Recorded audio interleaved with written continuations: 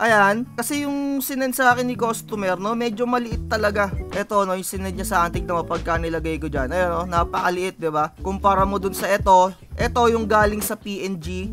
Yeah, what's up mga tropa, no? So tuturuan ko lang kayong mag-layout ng mga sticker dito sa inyong mga Silhouette Studio, no? Kung ang gamit yung platter cutter ay Cameo 4. So dito, no, sinend ni client ko yung kanyang sticker, pero yung layout niya talagang medyo maliit, at saka yung isa niyang isinend sa akin talagang hindi siya naka PNG file or kahit JPEG man lang. So ipapakita ko sa inyo, no, i-download ko lang muna yung mga file na sinend niya sa akin. So na-download ko na yung file na sinend sa akin na itong customer ko, no. Kung mapapansin nyo, naka PNG file na yung kanyang sinend sa akin na picture, kasi kapag mag-i-sticker printing kayo or mga motovlogging sticker, ang hihingiin nyo talaga lagi yung mga naka-transparent na, kasi kung hindi pa naka-transparent, pwede nyo pa silang singilin ng pang layout na fee para matanggal yung kanilang mga background, no. So sa point na to, ito yung ibinigay sa akin ni customer na kanyang logo, no. Kung mapapansin nyo, yung resolution talagang napakaliit. So kung makikita nyo pa lang dito sa size, 46 KB lang siya. Sobrang liit lang netong resolution na to. Tignan natin kung anong nakalagay. Ito, no, yung dimension niya 216 by 124 lang, no. Napakaliit ng resolution na to, no. Kung ilalagay mo to sa Silhouette Studio, talagang sobrang liit. At yung isa pa niyang sinend sa akin, eto, no, medyo malaki naman, pero naka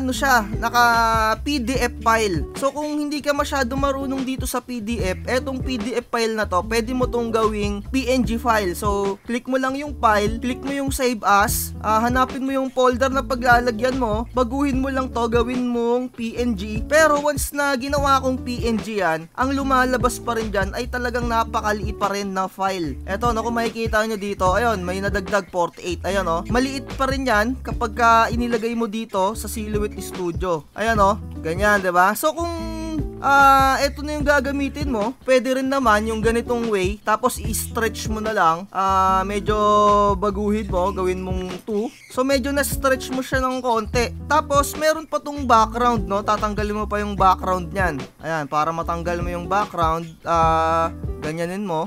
So ganyan. Ayan, natanggal mo na siya sa background. So, pwede na yung point na yon, pwede rin yon. Pero meron ding isa pa, kung gusto mo, ipapadaan mo siya sa Canva. So, kapag ganito, no, etong picture na to, etong naka PDF file na to, pwede kang kumuha ng snipping tool. Tapos, yung kanyang layout, i-highlight mo lang. Ganyan, kuhain mo lang yung talagang makukuha mo talaga ng maganda-ganda. Kahit ganyan, no? So, sa tingin ko, okay na to. Tapos, i-copy nyo lang, i-paste nyo sa inyong mga Canva. Eto, ginagawa ko to madalas kapag medyo madali lang naman yung logo ni customer at pwede siyang automatic remove background dito kay Canva, no? Kapag in-upload ko dito, once na okay na yung upload, kiniklik ko lang yung background remover. So far, ayan, wala na yung background niya. Dito, medyo ini-stretch ko lang siya ng konti. Ayan, no? So, ganyan ginagawa ko. Tapos, remove background nga, wala na siyang background. Tsaka ko siya din na-download. Ayan, PNG. Tapos, make sure na transparent yung background, no? Ganyan lang yung ginagawa ko madalas dito sa Canva. So, once na okay na yan, download mo lang. So mapapansin nyo, medyo lumaki na yung file size niya, no? Kung i-click mo yung properties, tignan mo yung details niya, medyo lumaki-laki na. So kung idadrag mo na to dito sa Silhouette Studio,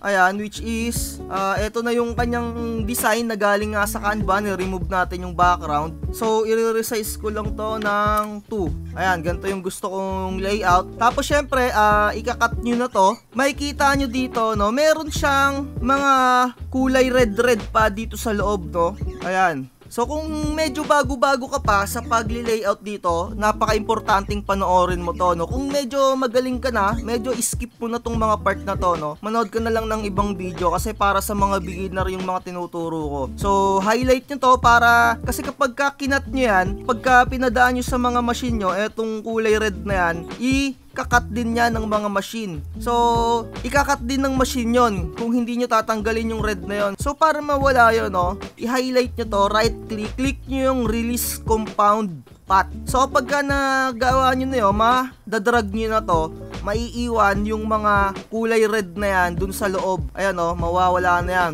I-delete nyo lang yan, highlight nyo. So kapag isinend nyo na to or ikinat nyo na, ayan o, wala na, 'di ba? 'Di ba? Wala na, no, goods na goods. So kung okay na sa inyo to, pwede nyo nang ikat. Pero kung yung inyong mga machine ay syempre hindi masyado calibrated, magkakaroon ka ng adjustment, no? Kailangan mo talaga ng adjustment. Dito na papasok etong inset. Click mo lang tong star, click mo yung internal offset. Ayan, no? Inset mo siya ng konti. Konting-konti lang. Siguro mga ganyan, 10 lang. Kung mapapansin nyo, no, baguhin nyo yung kulay. Kasi kulay red parehas yung inyong mga guhit. Gawin nyo siyang kulay blue. Para ito na yung ikakat niya. Ayan, no? Kasi kapag pinrint nyo tong ganito, tapos ikakat niya tong kulay red sa labas, maaaring sumablay yung cut ng inyong mga machine. Kaya kailangan maggawa kayo ng inset or offset, yung mga ganyan, no?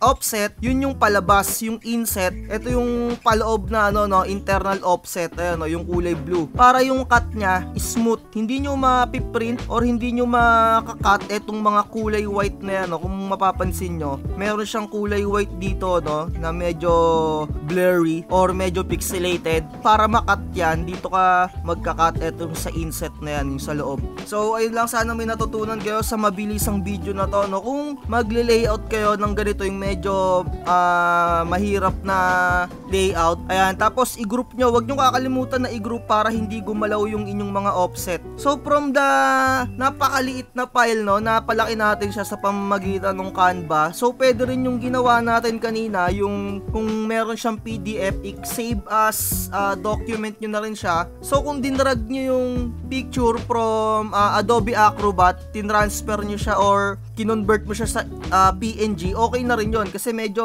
okay na rin yung size niya, no? Kung makikita mo, okay na din. 'Di ba? So, ayan, kasi yung sinend sa akin ni customer, no, medyo maliit talaga. Ito, no, yung sinend niya sa akin, tignan mo pagka nilagay ko diyan. Ayun, no, napakaliit, 'di ba? So, ito yung galing sa PDF file, yung sinave natin as PNG. So, ito yung original file na sinend sa atin ni customer, parehas naman to. So, ito naman yung galing sa Canva. Kasi yung Canva, ginagamit ko yan pang remove talaga ng mga background. Napakadali lang kasi doon, pindot-pindot lang, no. Hindi naman ako ganun kagalingan mag Photoshop, kaya gusto ko Canva, bilis lang, pindot-pindot lang, hindi pa hassle. So ayun lang, no, dito na natin tatapusin itong video na to, no. Kung gusto nyo mag-avail ng Canva, i-message nyo lang ako, sobrang mura lang naman. Kung ayaw nyo, pwede naman kayong mismong mag-avail sa Canva. So ayun lang, at least kahit paano may naituro ko sa inyo kung paano gamitin yung release compound para mawala yung mga nasa loob na linya, yung mga guhit-guhit, no. So ayun lang, like, share, and subscribe. Bye bye.